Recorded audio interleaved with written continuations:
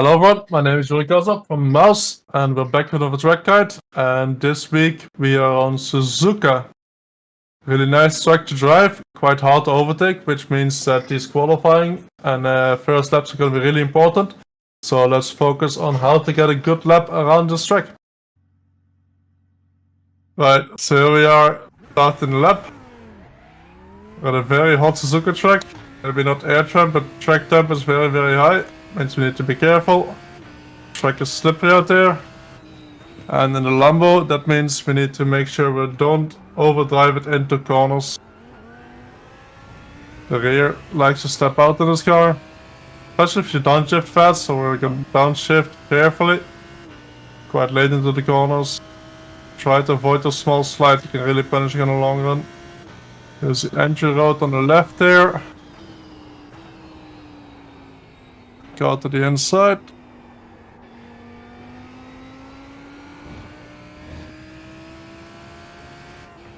Try to not go too deep on the exits here. Going too deep in one will make you have to sacrifice the next corner a lot. Try to set it up for a good exit from the last one up here. Then we got the diagonal one, we can take the curb on the inside.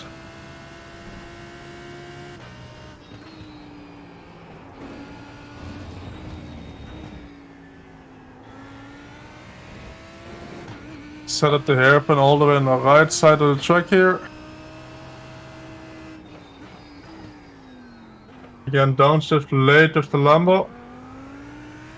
The downshift to first early there, the rear likes to get really upset.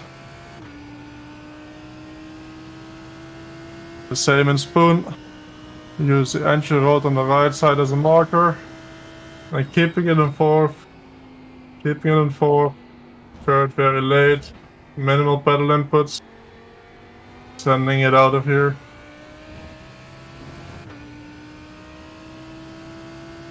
We got 130R. And I like to use a tiny bit of the grass on the entry just to open up the corner a bit more.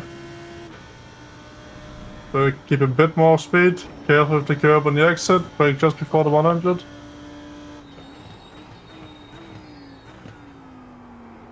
Edit that for a good exit.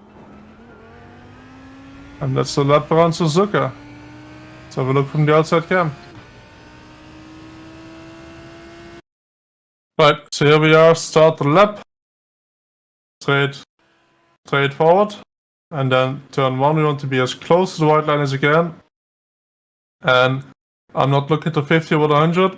I'm looking at this point here where the entrance road connects to the track. And I'm braking slightly before that. So that's a marker I use. And again, brake from the complete outside as close to the grass as you can here. Even a bit of the tire on the grass will not instantly make you spin anymore with the current iRacing physics. And then we slowly bring it to the inside. And we want to have a braking zone and on the left side here close to the curb. So we don't have to completely go over the curb on the inside here. Just brake to the inside. And we want to end up braking on the left side here. And the more we're turning through the corner here, the more we're turning, the more we have to go off the brakes. And in the middle of the corner here, we get a bit of an opportunity again to brake in a straight line. You can brake a bit more if you still need to. With the Lambo, you want to slowly shift down. If you shift down to third too early here, there's a lot of engine braking and all the weight goes to the front end and the rear starts to get very twitchy. So shifting down late and slowly helps with that, keeps the balance in the car. Then we get to the first sector, you want to open it up. And all of these corners, as I said in the lap as well, they connect. Meaning that if you go deep in one, then you have to sacrifice speed in the next one. So what we want to do is pretty much all of them. I want to exit about 75% to the outside. So not completely to the outside. So the first one here, we mount the curb and we exit. And as you can see, I'm not completely to the outside here. First one, we keep it a bit more in the middle. Then tap on the brake, go to the inside. Then we exit. But we don't completely exit on the curb here. We exit a bit more to the middle to have a bit better entry to the next corner again. We do the same here, then we exit, and we don't exit all the way to the right. We exit a bit more to the middle, maybe one car width more to the middle. We do the same here. And the last one here, the last right-hander at least, we keep it a lot tighter. I want to be close to the white line here, turning in. The reason for that is this one's the last one. It's a very long winding corner, and we want to get a good exit from it. And if we're too far to the left here, you're going to lose a lot of speed going up the hill.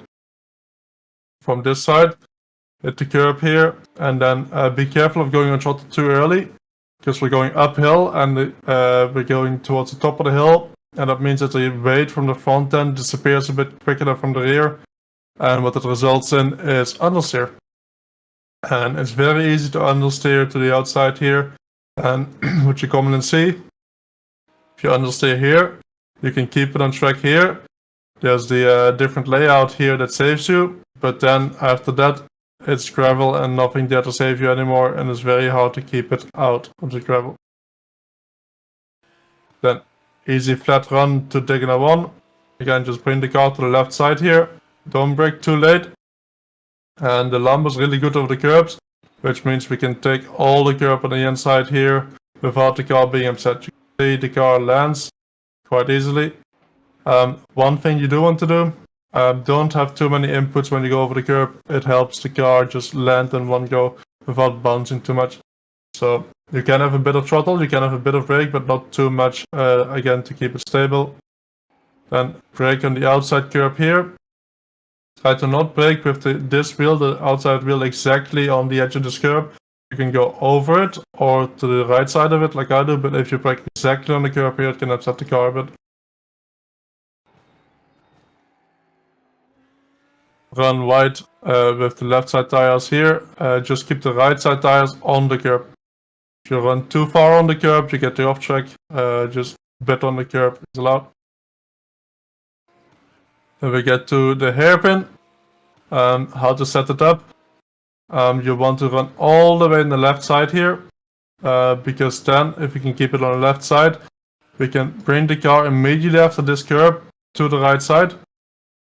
Which is when we start braking. And when we start braking, we want to brake in a straight line parallel to this white line. So if you didn't get a wide entry here, the car will end up either from this side pointing towards the apex or further to the inside, which will compromise our entry. So brake straight to the white line. Again, a Lambo shift down to first gear late. And then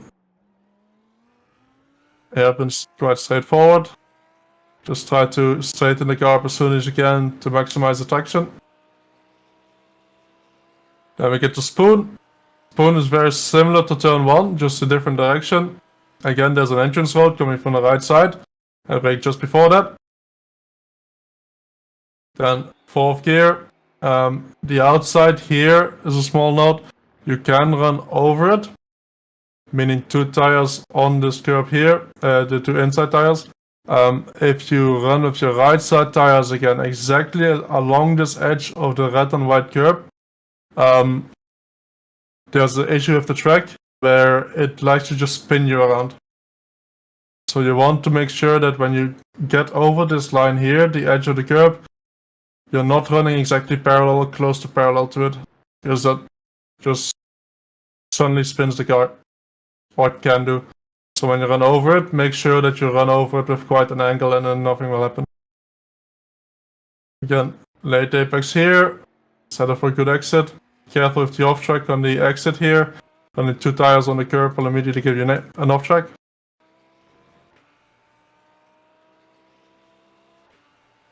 And we get to 130R, and we're not running on the grass because of any tire cooling or anything like that. It's just quite grippy with the current iRacing physics.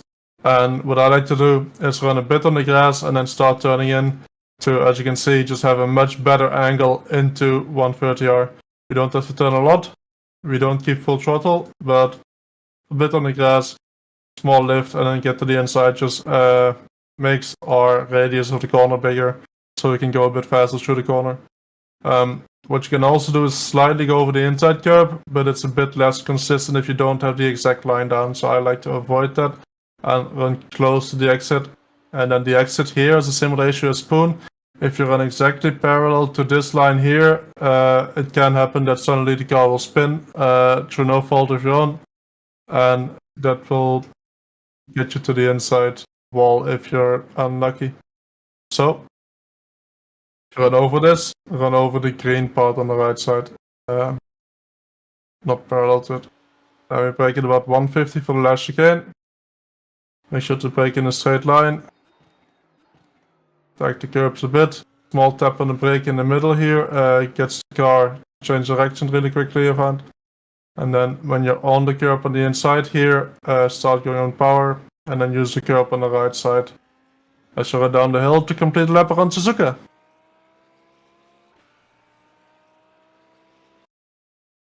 Right, so there we go. Another track guide done.